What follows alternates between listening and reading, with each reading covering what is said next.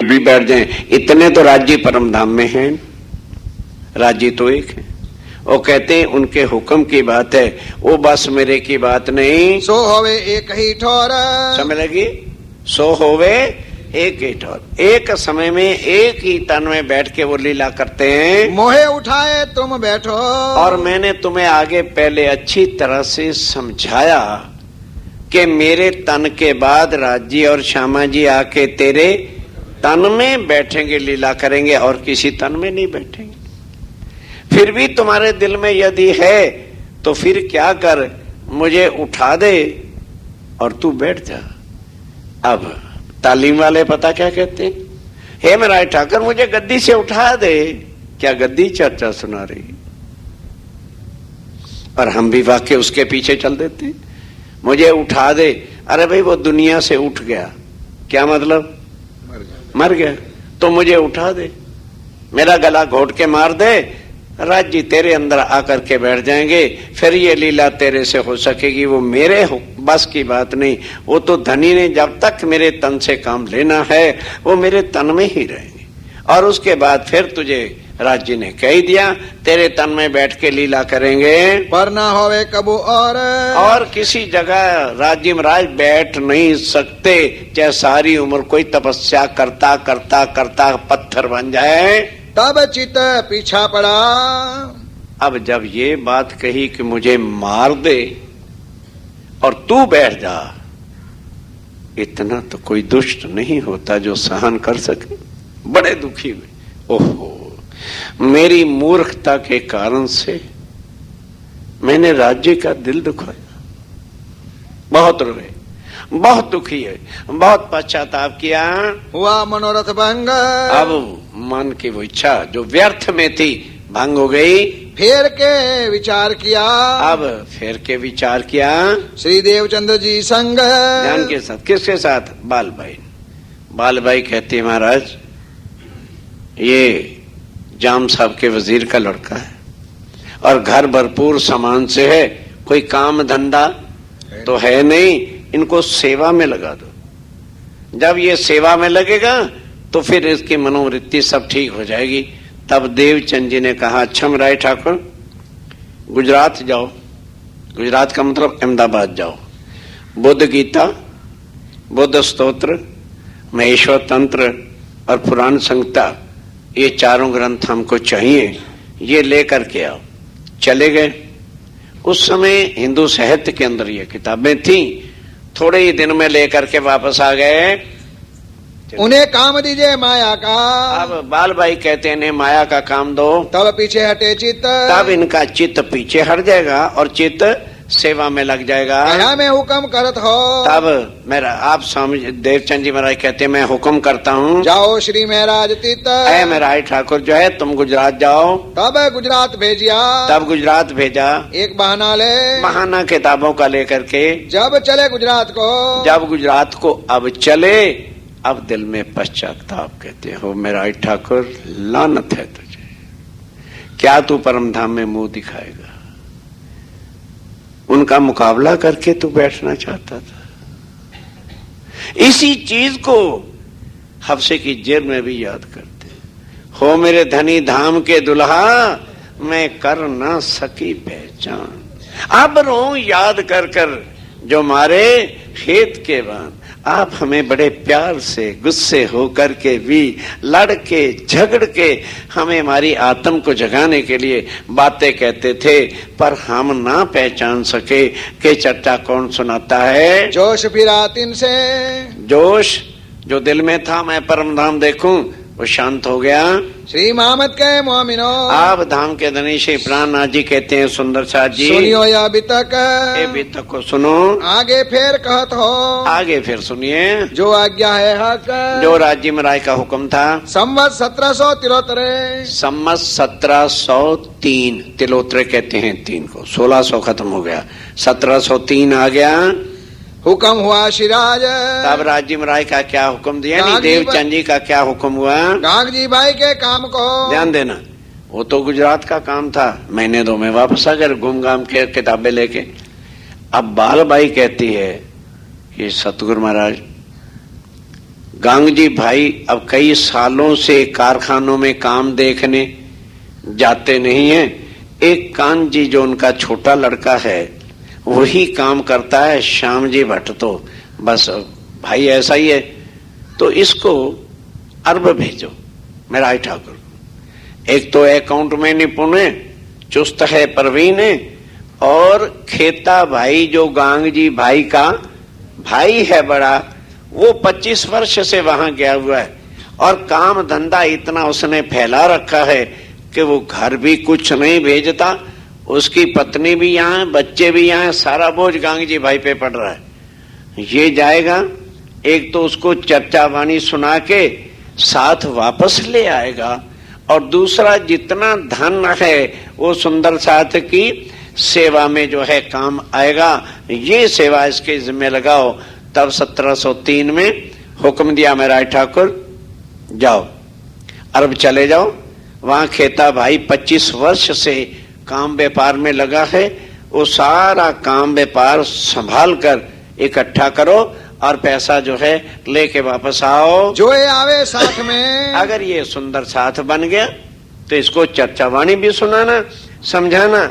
अगर ये सुंदर साथ में आ गया तो सेवा होए श्री राज, तो राज्य में रह के सुंदर साथ की और राज्य की सेवा होगी। सो शोभा होए तुमको, ये शोभा तुम्हें होगी। सुंदर साथ में तू धन धन होगा, पूरे होए सब काज, और सब काम भी पूरे हो जाएंगे। श्री देवचंद्र जी ने कहा, बस जैसे देवचंद जी ने कहा। अब ये नहीं समझते कि ये सतगुरु हैं, अब क्या समझने लगे कि ये मेरे राज्य महाराज। पर थोड़े दिन का रहेगा, माया फिर दिल से भाव निकाल देगी। सो मान लिया हुक्म, हुक्म माना और चल पड़े। नाव चलत बरारब, अरब के लिए नाव चला करती थी। स्टीमर उस समय नहीं होते थे, बड़े बड़े नाव बेड़े चलते थे, बांस बंधा होता था, कपड़ा बांध देते थे और उससे जोर से जो है चला करता था। तामे बैठो तुम, उसमें कह दिया कि नाव जाएगी, उसमें तुम बैठ जाओ।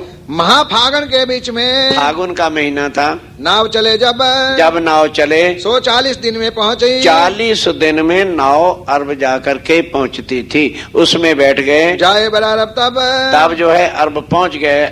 चिट्ठी देवचंद जी ने भी दे दी और गांगजी भाई ने भी खेता भाई के नाम से पत्र दे दिया। खेते को आए मिले, आकर के खेता भाई से मिले, पत्र हाथ में दिया।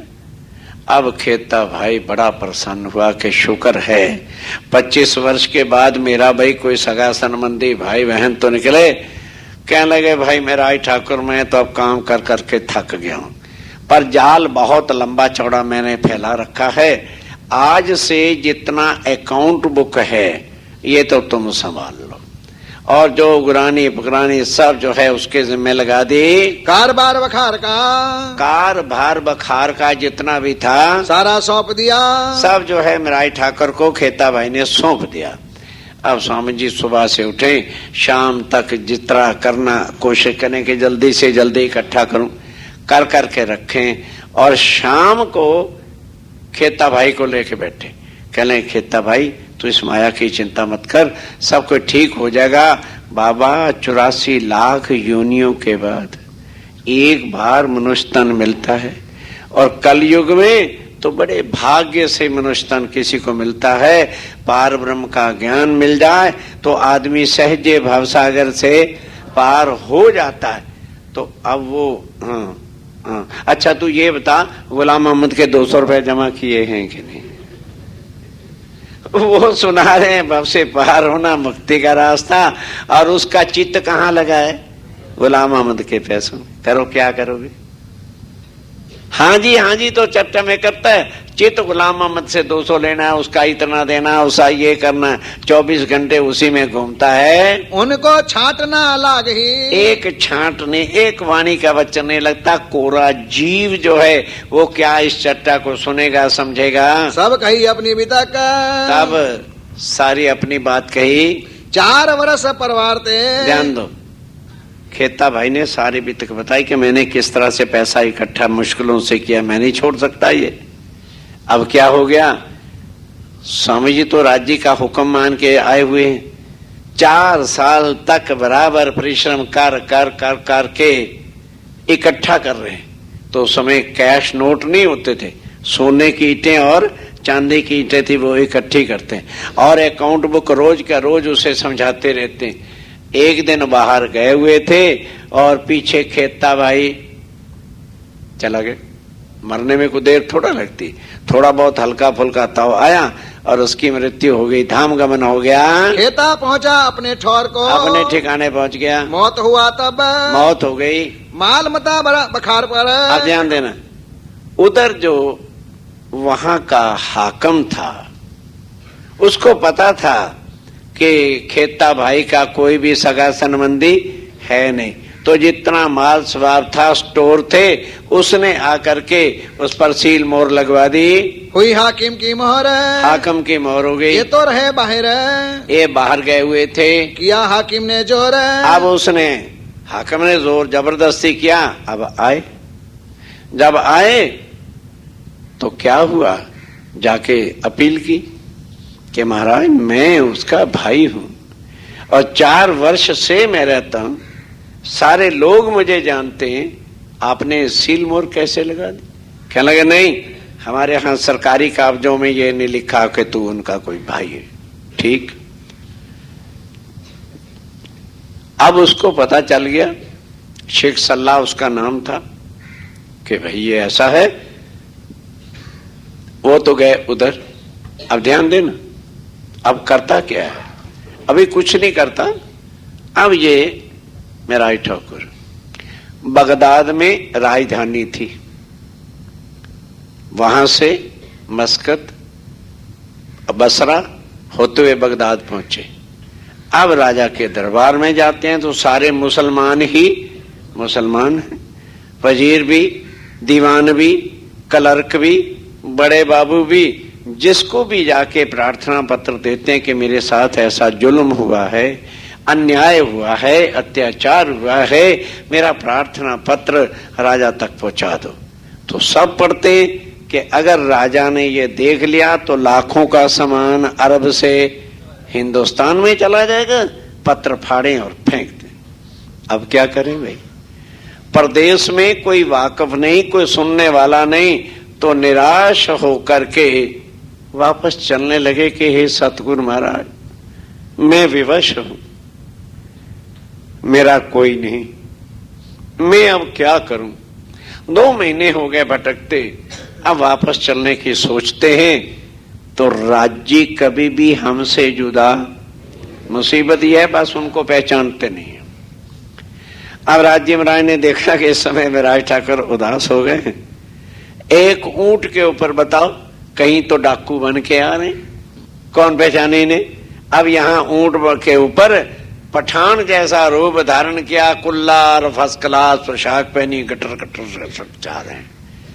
अब मेरा ठाकुर से मुलाकात होती है, जब उससे पीछे भी रहे, जब वहां से वापस आए, एक मिला अरब, एक अरब जो था ऊंट पे चढ़ा हुआ आ रहा है, 3 आगे भी तक कहीं। अब उसने पूछा, और आई मुसाफिर किधर जाता है?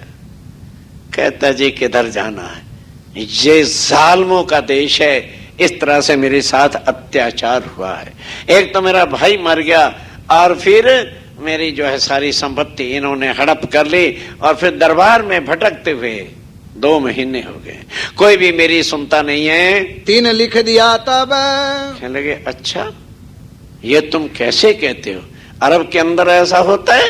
नहीं, अल्लाह की कसम खा के कहता हूं इधर तेरा इंसाफ होगा, मैं तुझे चिट्ठी लिख के देता हूं, और ये चिट्ठी राजा के दरबार में नहीं देना।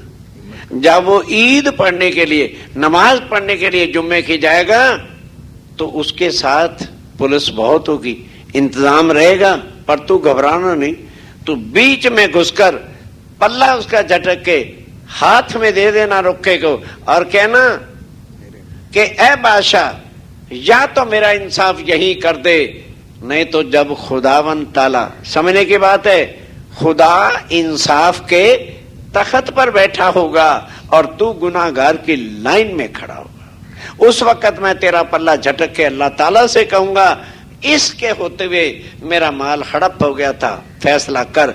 ये बात सुनते साथ वो डर जाएगा, सबको पीछे हटा देगा और तेरी बात सुनेगा और तेरा इंसाफ करेगा। ठीक, अब ध्यान देना। चिट्ठी ले ली, चल पड़े। सोचने लगे यार इसको तो मैं जानता पहचानता नहीं था, इसका धन्यवाद अदावर तो कर दूं। लौट के पीछे देखा तो वो है ही नहीं, ना ऊंट है ना वो आदमी है। जब चला सुल्तान निमाज को, और ध्यान देना, फिर वहीं चले गए बगदाद में। अब जब सुल्तान नमाज पढ़ने के लिए जुम्मे की चला, एक खड़े रहे बिचरा है, रास्ते में खड़े हो गए, धाय के दावन झटका। अब ध्यान दो, बोलो कितना जिगर चाहिए बादशाह का, और इतनी पुलिस मिलिट्री के होते हुए हम तो आश्रम में नहीं सो सकते, कोई मार जाएगा। वाह रे मोमनो वाह वाह वाह। राज्य के हुक्म के बिना सारा कोई आंख उठा सकता है? जो मोमिन है तन मार डारत हक का, बस उन्होंने कहा देखी जाएगी, मरना है। सतगुरु महाराज जी को जाके क्या मुंह दिखाऊंगा। भाग के अंदर घुस गए और जाके बादशाह का पल्ला झटक लिया। पुलिस अलर्ट भी नहीं थी, अब एकदम पुलिस जो है वो मिलिट्री जो है भाले लेके मारने को चली। टूट गई कस्ता है, अब जब झटक दिया तो वो जो रेशमी कपड़े थे उसकी कस भी टूट गई। था इतमाम जोरावर, और इंतजाम जो था वो तो जोरावर था। सब बरजे सुल्तान। तब आए मारने, सुल्तान ने मना कर दिया, क्योंकि रुक्का जो था वो भी यही बातें लिखी हुई थी, राज्य ने लिख के दी थी। ये कहो हकीकत अपनी, ये तो अपनी हकीकत कि अल्लाह ताला 7वें दिन जब इंसाफ के तख्त पर बैठेगा, मैं उसके सामने गुनाहगार हूंगा, मैं उस समय तो बादशाह नहीं हूंगा। ऐसी बात तो मुझे आए दिन तक किसी ने भी लिख के दी नहीं। अब बादशाह इसको पढ़ के डरता है और क्या कहता है स्वामी जी से, मैं सुनो अपने कान, मैं अपने कान से तेरी बात सुनूंगा। ला तखौफ या बने, या लकुफ या बनी, ला मैंने नहीं, तखुफ मैंने डर, बनी मैंने बेटा। ए अरबी भाषा कि ए बेटे तू डर नहीं, ला तखुफ तू दिल में किसी प्रकार का डर मत ला। या बनी ए बेटे मैं तेरा इंसाफ करूंगा, तू चिंता मत कर। तब रुक्का दिया हाथ में, तब वो रुक्का हाथ में दे ही दिया था। कई सब विख्यात और अपनी सारी बीती बात कि इस तरह से जो है खेता भाई मेरा भाई था, मैं उसके साथ रहता था और ऐसे ऐसे उसकी मृत्यु हो गई। शेख सिल्ला ने जो है इतना जुल्म मचाया है कि सब हमारे गोदामों पर सील मोले लगा दिए हैं। मैं अपने गले का बोझ, अब ए बादशाह मैं अपने गले का बोझ तेरे गले में डाल रहा हूं, और जब खुदावंद ताला तख्त के इंसाफ पर बैठेगा वहां तेरा पल्ला झटक के इंसाफ कराऊंगा। सो डारत हो गले तुम, गले तुम्हारे डालता हूं, ले हिसाब तुम सो, और तुम्हारे से हिसाब लूंगा, मैं छोड़ूंगा नहीं खुदा के हुक्म, खुदा के हुक्म से। तब जवाब सुल्तान ने, अब बादशाह डर गया। क्या हो जवाब देता है, दिया यो कर इत, क्या जवाब दिया, यह कलाम दुर्लभ है कि ये जो बात इसने कही है ना क़यामत के दिन की, ये मामूली इंसान के बस की बात नहीं है। हर कोई इस बात को जानता भी नहीं है और कह कैसे सकता है। वक़्त रोज क़यामत, वक़्त रोज क़यामत के दिन की जो बात इसने कह दी है। छेड़ा झटका अपनो, तब अपना पल्ला झटके, देखा तरफ खुदाए, हाथ उठा करके खुदा की तरफ। हम तो मेर सागर पढ़ते ना, वो लोग दुआ मांगते हैं, हे मेरे अल्लाह ताला खैर दे, खैर दे, रहम कर। 3 बार ऊपर हाथ उठा के प्रार्थना किया। ए सुकन मुझको कब हो, ए सुकन ऐसे शब्द जब से मैं तख्त पे बैठा हूँ किसी भी आदमी ने आके नहीं कहे, किन्हों ना सुनाए, किसी ने ये बात नहीं कही। मैं एता तुमको ना कहता, अब स्वामी जी कह रहे कि मैं ऐसी बात तुमको ना कहता, पर मुझ पर हुआ जुल्म, मेरे पर जुल्म हुआ है। एक तो सारा कुछ मेरे भाई का वहां हो गया, दूसरा 2 महीने भटकते हो गए तेरे दरबार में। दीवान ने, बड़े बाबू ने, किसी ने भी मेरी प्रार्थना को सुना नहीं। तब मैं लाचार होकर ये तरीका बरता है। इंशा अल्लाह ताला करे, अब ध्यान दो, बादशाह उत्तर दे रहा है, इंशा अल्लाह ताला, यानी अल्लाह ताला के हुक्म से। समझ लगी? इंशा अल्लाह ताला वो कहते हैं ना, हिंदू नहीं है, अरे मेरे घर आ जाना यार, परमिट मैं बना दूंगा। मैं, हिंदू कहता है मैं कर दूंगा, मुसलमान कहता है इंशा अल्लाह ताला करे। सारे पाप माफ, हम भगत होकर के भी पापी रहे, अपने ऊपर खुदा का दावा लेते हैं। और वो बादशाह है, नहीं तो कह सकता था मैं कल इंसाफ करूंगा, कहते ना तू फिक्र मत कर, इंशा अल्लाह ताला के हुक्म से तेरा सब फैसला होगा। मैं करो तेरा इंसाफ, मैं तेरा इंसाफ करूंगा, घबरा मत तू। तेरा तुझको दिलाऊं, और तेरा पैसा जो भी हक है तुझे दिलाऊंगा। कर दिया तो है सब माफ। और जो तूने ये झटक के पल्ला गुस्ताखी की है, जा ये भी तुझे माफ किया। कर दिया तो है सब माफ, कर दिया तो है सब माफ। इंशा अल्लाह ताला करे, इंशा अल्लाह ताला करे। मैं करो तेरा ताला करे, मैं करो तेरा इंसाफ। तेरा तुझको दिलाऊं, कर दिया तो है सब माफ। कर दिया तो है ओ तो गया नमाज को।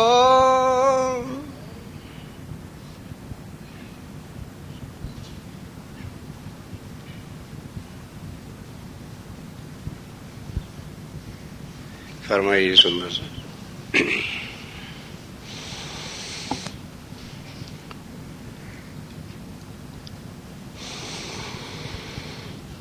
ओ तो गया नमाज को। आप हक श्री राज्य महाराज वैधान के धनी पार ब्रह्म सच्चिदानंद स्वरूप आप स्वामी श्री प्राणनाथ जी महाराज अरब में खेता भाई के मरने के बाद शेख सल्लाह ने जब सारी प्रॉपर्टी पर सील बंद मोहरें लगा दी तो फरियाद करने के वास्ते बगदाद जहां पर बादशाह रहता था 2 महीने तक वहां भटकते रहे। किसी ने नहीं जब सुना तो निराश होकर वापस लौटते हैं। थोड़ी दूर गए तो आप श्री राज्य महाराज, क्योंकि रेती के उस मुल्क में ऊंट की ही सवारी ज्यादा होती है, ऊंट पर एक पठान का रूप धारण किए हुए मुलाकात करते हैं और उनको तसल्ली दिलाई कि नहीं, अरब देश में हर एक का इंसाफ होता है, मेरी चिट्ठी तू लेकर के जा। और इस तरह से राजा जब नमाज पढ़ने के लिए जाएगा तो उनके हाथ में चिट्ठी दे देना, भले पुलिस और इंतजाम बहुत होगा पर तो घबराना नहीं। उसी तरह से बादशाह जब नमाज के लिए जा रहा होता है अंदर घुस गए और उसका पल्ला झटका, रुक्का हाथ में दे दिया और फिर इस बात को जनाया कि आज तू बादशाह है और तू इंसाफ नहीं कर रहा। जब वो खुदावंद ताला तख्त पर बैठ के सारी दुनिया के इंसाफ को करेगा, तू मुल्ज़िम के तरीके उसके सामने होगा तो वहां भी मैं तेरा पल्ला झटक के खुदा से कहूंगा कि इसने मेरा इंसाफ नहीं किया। अब ऐसी बात को सुनकर रुक्का देखकर बादशाह बड़ा घबरा जाता है और ऊपर हाथ उठा के दुआ मांगता है, मेहर मांगता है और कहता है कि भाई तू चिंता मत कर, अब तो मैं नमाज को जा रहा हूं, कल दरबार में आते सबसे पहले तेरा इंसाफ करूंगा और तेरा तुझको दिलाऊंगा।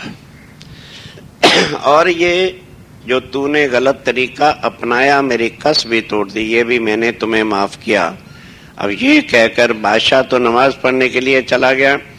स्वामी जी अगर 2 महीने वहां ठहरे हुए थे तो कोई ना कोई तो मकान भाड़े किराए पर ले रखा होगा, वहां चले जाते हैं। फिर ए आए अपने घर, फिर ये आए अपने घर, अपने ठिकाने स्वामी जी आ गए। हुआ वक्त फजर का।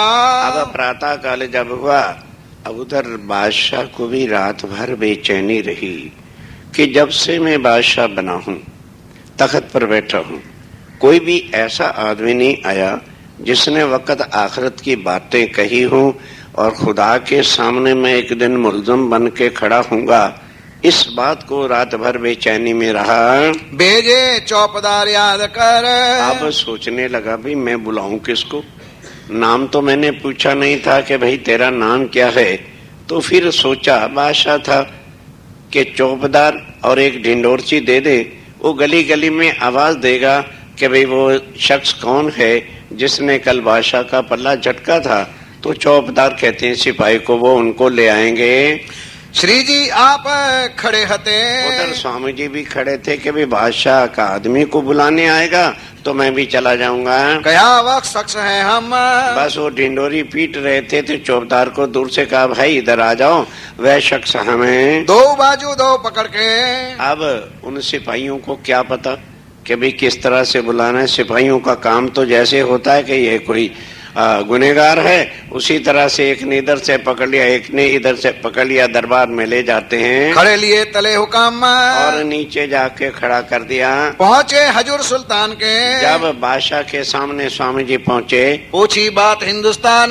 तब बड़ा गुस्सा आया चौबदारों पर के मूर्खों, मैंने जिनको बुलाया तूने सबको चोरी समझ रखा है, छोड़ो इनको।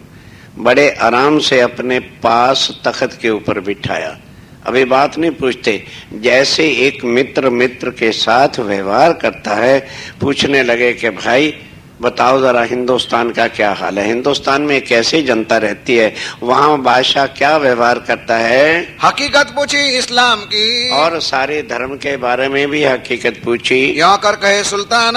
इस तरह बादशाह ने व्यवहार किया। राजी होए बातें करी और बड़े राजी होके जैसे मित्र मित्र से बात करते खुश होकर के बातें की। तब त्यों क्यों फरियाद ना करी दीवान। अध्ययन के साथ सुन के भाई ये बता, तुझे कोई तकलीफ इधर अरब में हुई थी तो मेरे दीवान को जो है फरियाद करनी थी, और दरबार में तू एप्लीकेशन देता।